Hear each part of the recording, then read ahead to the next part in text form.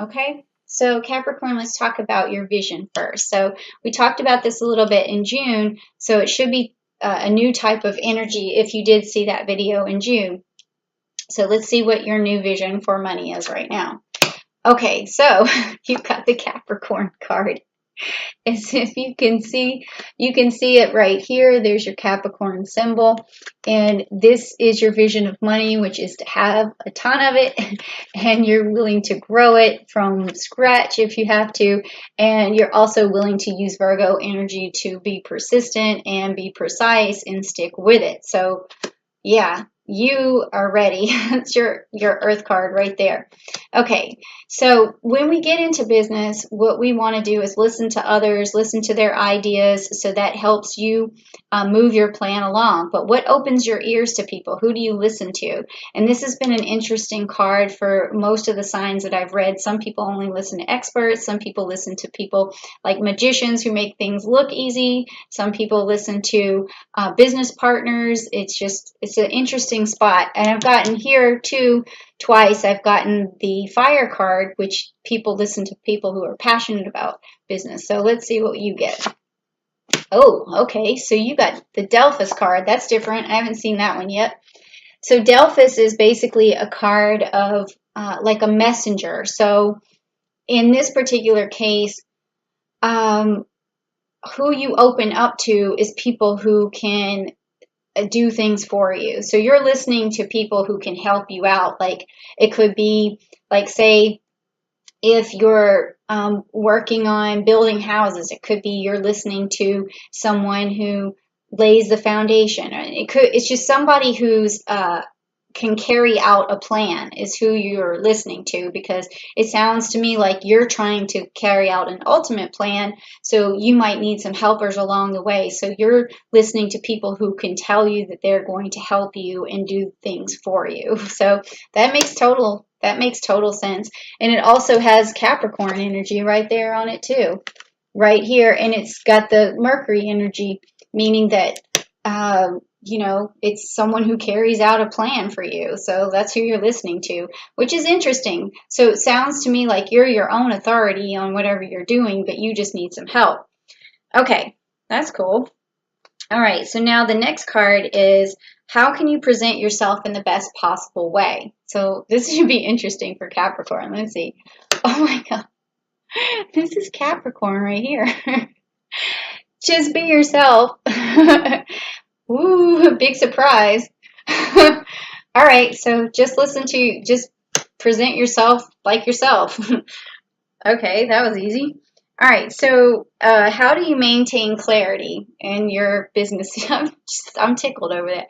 How can you maintain clarity in your business? So let's see. Probably just listen to yourself. Okay, so you got the lupus, which is the Two of Swords. So basically, you just need to talk it through with someone. You have a plan, and sometimes you just need to hear yourself say it. And the lupus is representative of something that comes around, like how you spot like a wolf, and you may see it a few times, and it's like a sign. So you're looking for to bounce your ideas off someone so you can get clarity, or you're looking for some sort of sign. That's what this card is telling me, okay? Sign that you're right, or sign that you're on the right track. So this is killing me. All right, so the next one is, how do you adequately express your enthusiasm? Okay, let's find out. Okay, so the Jupiter card, the Wheel of Fortune. Okay, so how do you express your enthusiasm? This is just your enthusiasm is basically just exudes out of you because of luck. Like you just express. It could just be because you do have this Saturn energy that's going into retrograde into Capricorn, that right now you're fortunate, it's your Wheel of Fortune, and now everybody sees you as like someone who has got it going on, or someone who's very fortunate or having some good luck. So people are just going to gravitate to you and want to like, help you out with your idea because they see some sort of reward from it or something. Okay. Whew, this is cool.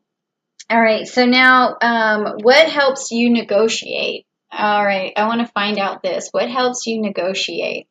Okay. So, all right. The Prince of Wands in the Summer card. Okay, and it's got Leo energy, it's got Cancer energy, and it's also got Virgo energy.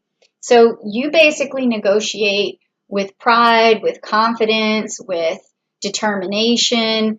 Also, you show people the end result of what is going to blossom out of whatever it is that you're working on. So you build trust in this way, and also you show like there's this commitment and this caringness because you have like this Cancer symbol here. So you've just got when you negotiate, people can see the end result of what's going to happen. So you paint the picture when you're negotiating, and you're selling the dream when you're negotiating. So that's really cool. Okay, so are you following up with the in the best possible manner or the best possible way? So follow up is, once you negotiate and you get the deal going, the follow up is the paperwork, or is the obstacles, or are the challenges that come along, and the keeping the deal alive. So let's see if you're doing that in the best possible way. Now you've got the Spring card. Yes, you're making it look easy. You're just prancing around, and the follow up is like, do, I got this. This is great. You got the Pentacle in your hand. You're just like, the follow up to you is a breeze. It's like a spring breeze. That's crazy. Ah, Capricorn, you guys are so lucky when it comes to business. All right, so this card, if you're not lucky in the business right now, we'll find out why, because this card is like what's standing in your way of having all this bliss. Let's see what's going on. Okay, you got another Sagittarius card, the Centaurus, which is the Eight of Pentacles. And this is telling me that you just haven't come up, if you're not doing this, you haven't come up with your plan, you haven't found your direction, you don't know which way to move yet, or you don't know what you're passionate about. And so that's the only thing standing in your way, is just not knowing what you're going to do or what your plan is. And so, those of you who have a plan, congratulations, because this is all working out. And those of you who don't, just keep looking until you find something that you're passionate about, and it'll start to happen. Okay, so this last card is, and what's the best possible way you could communicate, make your business grow? So let's see. Okay, so you got the Alrisha card. Oh no, wait. Okay, this is the Uranus card. Sorry about that. It's very close though. The Alrisha looks a lot like this. So it's the Five of Pentacles, and it's got the Taurus energy, and it's got Mercury energy. So the best way for you to negotiate is to basically cut through all the confusion. When you cut through confusion, you are able to show people this clear path, this what's going to, the end result. Okay, so I mean, there's really nothing more I can say about that. You just cut through the confusion. That's the best way to do it, and that's going to get you at least halfway there by cutting through that. And also, a way to cut through the confusion is to be down to earth with what you're saying, which also makes sense because you have this Taurus card here. So just break it down for people. And because you may be smarter than the people that you're helping, and you just need to break it down for them. So don't assume that people know what's on your mind or what you're thinking or your plan. Just make sure you're communicating it well. It also has Mercury in here for the communication, okay?